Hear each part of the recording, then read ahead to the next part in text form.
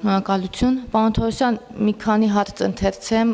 կառաջարկեմ ուղղակի ավելի սեղմ պատասխանեք, հաշվի առնելով, չէ, դուք ավելի ծավալուն եք պատասխանում, ուղղակի հաշվի առնելով, որ գործընկերներն էլ հարցեր ունեն, ընթերցեմ քաղաքացիների հարցերը, իրականում դուք այդ հարցերի վերաբերյալ գրեթե խոսել եք, բայց մարդիկ ուզում են իրենց հարցը հնչի եւ իրենք ավելի բաց պատկերացում ունենան, կենսաթոշակների հետ կապված հարցերը բազմաթիվ են իմիջայլոց եւ հիմնականում նաեւ հետվճարին են վերաբերվում, օրինակ հարցս ուղեք պարոն Արսեն Թորոսյանին կապված հետվճարի հետ, եթե մարդը ստանում է 37500 դրամ նպաստ կամ թոշակ ու այս ձմեռվա ընթացքում կոմունալներին է մի կերպ բավարարում, ինչպես կարող ենք մենք օգտվել հետվճարից, դա մեկ մի հարց կա, որը 2018 թվականից, այսպես ասած, հետապնդում է ինձ, դա վերաբերվում է ծնողական փառքի մեդալի հարցին, մենք Վանաձորում մի քաղաքացի ունենք, ով այդ հարցով բազմիցս դիմել է մեր բոլոր պաշտոնյաներին, ինձ նույնպես, եւ արդեն շատ աթացի պատասխանը ես չեմ կարողացել տալ եւ բազմազավակ հայր է եւ ամեն անգամ ցանկացածտեղ գրում է այդ մասին, որ ես իր հարցին չեմ կարողացել պատասխանել 5 չի 9 երեխա ունի, ինչքան հիշում եմ մյուս հարցը վերաբերվում է հա մի կինել էր ինձ գրել իր հոր եւ մոր մասին, որ ունեն էլի 10 երեխա արդեն մեծահասակներ են, էլի այդ մասին էր գրել, դրա վերաբերյալ կուզեմ ձեր մոտեցումը իմանալ։ Մյուս հարցը վերաբերվում է կենսաթոշակառուներին, ովքեր չեն գտնվում Հայաստանի Հանրապետությունում եւ այդ գալ, ստորագրել, գնալ, դրա վերաբերյալ մենք ինչպիսի մոտեցում ունենք, իմ կարծիքը այստեղ կարևոր չէ, ձեր կարծիքն է կարևոր, բայց ուզում եմ հասկանալ, այդ մարդիկ պիտի կան ստորագրեն, գնան այլ երկրում, ապեն շարունակեն կենսաթոշակը ստանալ, թե ոնց է լինելու այդ, ես իմ կարծիքը այդքան էլ բան չի, եւ մի հաց էլ մեր գործընկերներից մեկն է տվել, որը աշխարհում ընդունված պրակտիկա կա, հանրության խոցելի խավերին, հաշմանդամներին եւ թոշակառուներին ցուցաբերել որոշակի օժանդակություն նոյեմբեր-մարտ ամիսներին էներգակիրների համար վճարումների որոշակի մասը պետության վրա վերցնելով։ Հնարավոր է արդյոք նման բան, նման մոտեցում կիրառել Հայաստանի Հանրապետությունում, թե ոչ։ Հարցերը շատ են, այլևս չեմ հնչեցնի, մնացած հարցերը ձեզ կուղարկեմ գրավոր, շնորհակալություն։ Շնորհակալություն Տիկին Դավան, բայց ես չեմ կարող արագ պատասխանեմ այս հարցին, որովհետև ամեն մեկի տակ խորը փիլիսոփայություն կա։ Ամեն մեկին։ Դե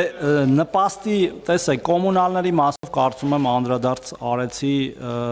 ծրագրի նպատակը դա է, ես հասկանում եմ, որ մենք ունենք քաղաքացիներ, որոնք այս կամ այն կերպ չեն կարողանում ամբողջությամբ այդ ծավալից օգտվել, դրա համար մենք ունենք նաև այլ տեսակի ծրագրեր, օրինակ նույն մեր անապահովության համակարգը, եթե քաղաքացին համապատասխանում է կրիտերիաներով, այնտեղ օրինակ կա կոմունալների, այս միանգամից ձեր առաջի եւ 4-րդ հարցերին են պատասխանում, այսինքն կան քաղաքացիներ, որոնք զեղչով են վճարում կոմունալները, մեր մնացած բոլոր քաղաքացիների հաշվին ի դեպ,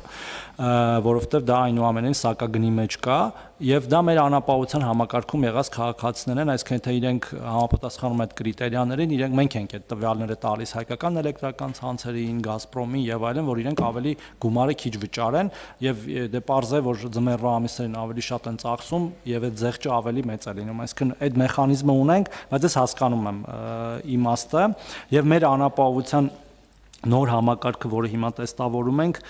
այդ իմաստով մի քիչ ավելի լավ լուծումներ է տալիս ընդհանրապես ծախսերի եւ եկամուտների հաշվարկի հիման վրա, այսինքն ինչքան ծախս է պոտենցիալ լինում, ինչքան եկամուտ եւ այդ տարբերությունը, եթե համապատասխանում կրիտերիաներ մենք տալիս ենք եւ այդ դեպքում նպաստները օրինակ ոչ թե 20 կամ 30,000 դրամ են, մենք ունենք ընտանիքներ մինչեւ 200,000 դրամի նպաստ ենք տալիս հիմա մեր անապահովության նոր համակարգում, որտեվ այդքան է իրանց ծախսերը բազմազավակ են, հաշմանդամներ կան եւ այդպես շարունակ։ Հիմա մյուս երկու հարցերին, ծնողական փառքի մեդալին, մեզ էլ են դիմում քաղաքացիները, ես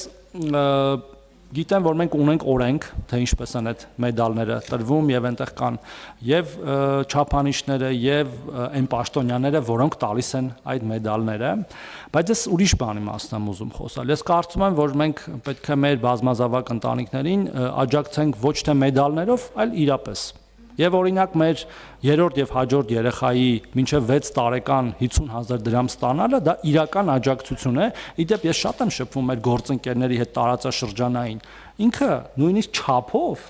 շատ էական չափ է համեմատած արևելյան Եվրոպայի երկրների հետ, այնտեղ էլ ունեն դեմոգրաֆիկ ծրագրեր խրախուսող, այնտեղ արդեն հասել են, որտեղ վիճակները շատ վատ է, երկրորդ երեխային մենք հույս ունեմ չենք հասնի այդ վիճակին։ Մեզ համար անհրաժեշտ է, որ նոր երեխաներ ծնվեն շատ, ինչքան հնարավոր է, եւ մենք աջակցենք այդ երեխաներին։ Եվ եթե դու